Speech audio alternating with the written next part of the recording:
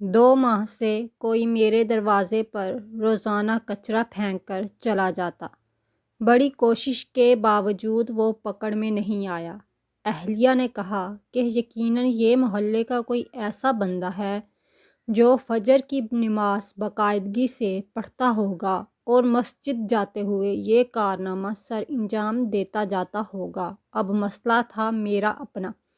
میں پکا نہیں کچا مسلمان تھا۔ روزانہ 10 بجے اٹھ کر فجر قضا پڑھا کرتا تھا۔ 20 دن قبل میں نے اہلیہ سے فجر میں اٹھانے کا کہا تو اہلیہ حیران کہ یہ آج سورج مشرق کے بجائے مغرب سے کیسے نکل رہا ہے۔ خیر انہوں نے مجھے اگلے روز فجر کے وقت اٹھا دیا۔ میں نے اٹھتے ہی کھڑکی سے نیچے جھانک کر دیکھا تو دروازے پر کچرا موجود نہیں تھا۔ فٹافٹ وضو کیا، کھڑکی کے پاس ہی مصلی بچھایا اور 2 رکعت سنت کھٹاکھٹ پڑھ کر پھر سے جھانک کر دیکھا تو کچرا دروازے پر پڑا میرا منہ چڑھا رہا تھا۔ خیر پھر 2 رکعت فرض پڑھ کر دوبارہ سو گیا۔ اگلے دن سنت کے بجائے فرض پڑھتے کچرا پھینک دیا گیا۔ 4 دن اسی طرح گزر گئے لیکن کچرا پھینکنے والے کو پکڑ نہیں پایا۔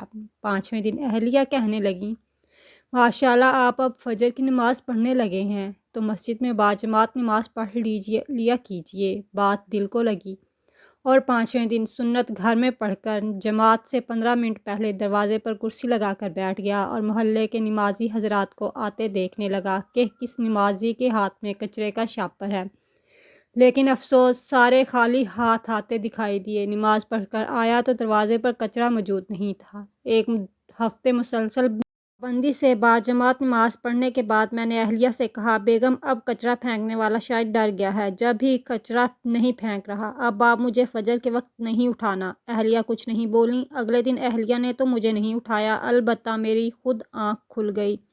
کھڑکی سے جھانک کر دیکھا تو کچرا دروازے پر موجود تھا۔ ٹائم دیکھا تو فجر کا وقت تو باقی تھا لیکن جماعت نکل چکی تھی۔ اب اگلے دن پھر وہی معمول تھا۔ 2 ہفتے مسلسل فجر کی نماز باجماعت پڑھتا رہا اور دروازہ صاف ستھرا ملتا رہا۔ 2 ہفتے بعد اب میری جماعت سے فجر کی نماز پڑھنے کی عادت ہو چکی تھی۔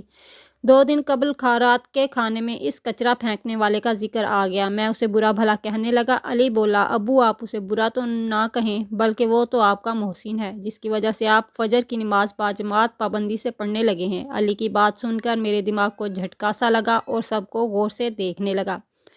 مجھے یوں اپنی طرف دیکھتے ہوئے سارے ہنسنے لگے۔ عمر کہنے لگا، ابو آپ کی وہ محسن کوئی اور نہیں بلکہ امی ہیں، آپ امی کا شکریہ ادا کیجیے۔ میں نے اہلیہ کو دیکھا تو کہنے لگیں، جب گھی سیدھی انگلی سے نہ نکلے تو ٹیڑھی انگلی سے نکالنا پڑتا ہے۔